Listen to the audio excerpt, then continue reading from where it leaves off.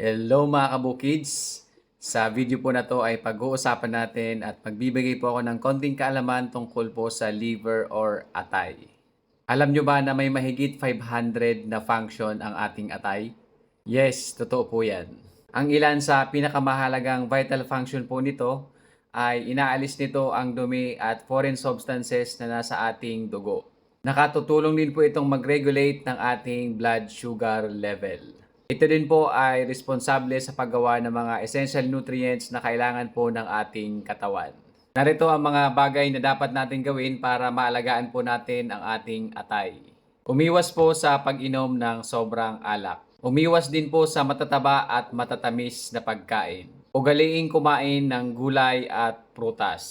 Iwasan ang pag-inom ng mga gamot na hindi nireseta ng doktor.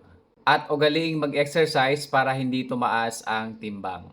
That's it for now mga kabukids. Maraming salamat po sa inyong panonood at kung mahal mo ang kapwa mo, pakishare naman po ng video na to. Maraming salamat.